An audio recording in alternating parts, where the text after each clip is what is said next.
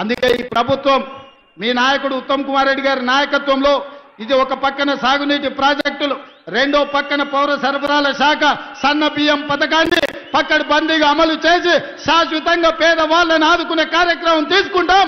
ఆ ఆదుకునే కార్యక్రమం హుజూర్ నగర్ గడ్డ మీద నుంచి ప్రారంభించి మీరందరూ వేలాదిగా తరలి వచ్చి ఉత్తమ్ పద్మావతి రెడ్డి గారిని ఉత్తమ్ కుమార్ రెడ్డి గారికి అండగా నిలబడి ఈ రోజు తెలంగాణకు మొత్తం ఈ ప్రాంతం కాంగ్రెస్ కంచుకోట, వారి కుటుంబానికి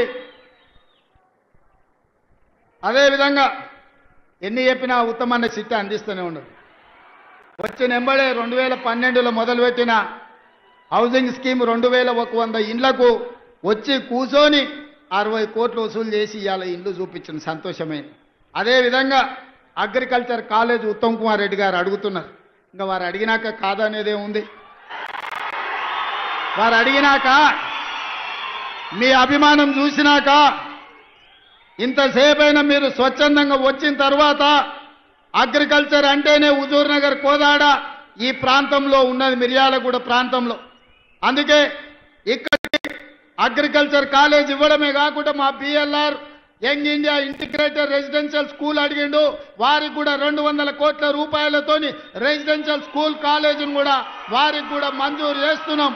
అడ్వాన్స్డ్ టెక్నాలజీ సెంటర్ మా పద్మక్కకు కోదాడకు కూడా ఇవ్వాలనుకున్నాం. అదేవిధంగా అడ్వాన్స్ టెక్నాలజీ సెంటర్ కూడా కాగితం ఇచ్చిండు లక్ష్మారెడ్డి, తప్పకుండా ఇస్తాం. అదేవిధంగా మిగతా కొన్ని అడిగిండు. ఒక్కసారి ఇవన్నీ లెక్కలు చూసుకొని వీటి మీద మళ్ళీ మొత్తం హుజూర్ నగర్ అన్ని ఇన్నే చెప్తే మిర్యాలగూడలో మళ్ళీ లక్ష్మారెడ్డి మీటింగ్ పెట్టాడు. మిర్యాలగూడలో లక్ష్మారెడ్డి మీటింగ్ పెట్టినాకనే మిగతా అన్నీ ఆడుకొచ్చి చెప్తా. ఇంకా ఇంకో సిట్ అందిస్తున్నాడు. దేవరకొండ కూడా బాలు నాయక్ మంచి మిత్రుడు. దేవరకొండ మా పక్కనే ఉంటుంది, మా కానుకొని ఉంటుంది అవతల అచ్చంపేట నుంచి. మా చుట్టాలంతా అన్నే ఉండు. అవునా? రఘువీరెడ్డి తాత ముందు అక్కడి నుంచి ఎమ్మెల్యే ఉండే నారాయణ రెడ్డి గారు గుర్తుంది కదా మీకు అందరికీ. సో అందుకే దేవరకొండ కూడా యంగ్ ఇండియా రెసిడెన్షియల్ స్కూల్ అని అన్నారు. తప్పకుండా దేవరకొండకు పోయే ప్రకటిస్తా. మిగతా అన్నీ ఇంకా అన్నీ చూస్తా చూస్తా. ఏదేమైనా నేను ఒక్కటే మాట చెప్పదలుచుకున్నా. 5 ఏళ్ల కోసం ఎన్నికైన ప్రభుత్వం 15 నెలలని చేయగలిగిన అన్ని చేసినాం. భవిష్యత్తులో కూడా ఇంకా చేస్తాం. ఇవాళ వాళ్ళు ఎట్లన్నా చేసి కాళ్ళలో కట్టబెట్టి కింద పడేయాలని చూస్తారు. కానీ ఇది ఎవరు అంత ఆషామాషిగా లేరు. ఒకవేళ నాయకులు కొంచెం అట్లా ఇట్లా ఉన్నా మా కార్యకర్తలు అట్లా లేరు. పట్టుదలతో ఉన్నారు, చైతన్యంతో ఉన్నారు.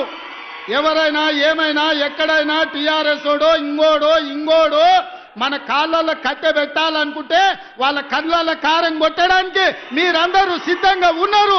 నాకు నమ్మకం ఉంది.